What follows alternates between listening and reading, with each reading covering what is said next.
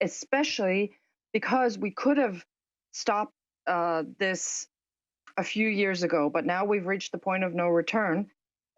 So we can't stop it anymore. And if we do stop it, it's, I'm afraid, going to be very violent, which is something that I do not want, but what I've been fearful of all along.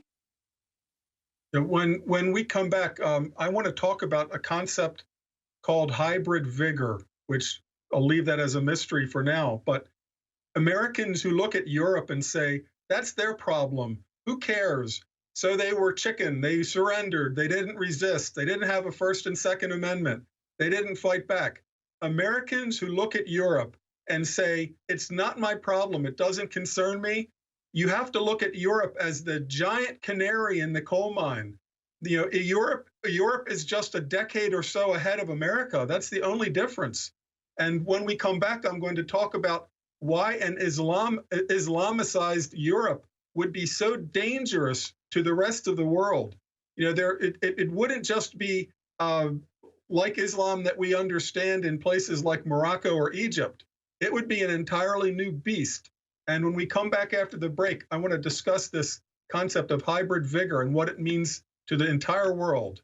My last novel that I finished about 2 years ago, it takes place between Ireland and Morocco, and it's a rescue novel. But the twist at the end is that everything that I describe in the novel actually happened in history. Every single event, all of the characters, they actually happened during the Barbary era, in the 16 and 1700s. When Islam is weak, which it was most of this century, we tend to disregard it. But when Europe is weak and Islam is strong, they break out. And the difference this time is it's not just pirates raiding on the high seas or making raids like into Ireland or France or Italy or even Iceland, which they did. Now there's a much worse dynamic because traders within the gates of Europe who actually really hate Western civilization, they are allowing this invasion to happen because they think it will help to break the back of Western Judeo-Christian civilization. They don't realize, these socialists don't realize, in the end, like many others, they'll wind up Islamicized themselves. For 1,400 years, Islam has defeated adjoining countries that were richer, stronger, smarter, and basically mocked these, cruel desert savages. But you come back a century later, and guess what? The cruel desert savages won. When the Mongols invaded the Crimea, they defeated militarily. They defeated the Arabs, the Muslims that were there. You come back a century later, the Mongols are Islamic. So it's a very devious strategy appealing to the worst urges of men. Women have nothing to do with it.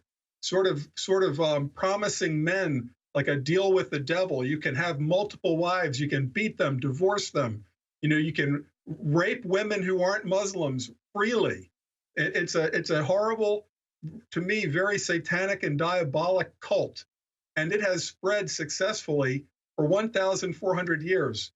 And something, when I was researching this book, my counter-jihad novel, I didn't realize that when the invasion of Spain happened, it wasn't the Spanish, or excuse me, it wasn't the desert Arabs that invaded Spain. It was the very strong, powerful Berbers of Morocco who had recently been Islamicized. So the scrawny desert Arabs that invaded across North Africa conquered Morocco, one valley, one mountain, one tribe at a time.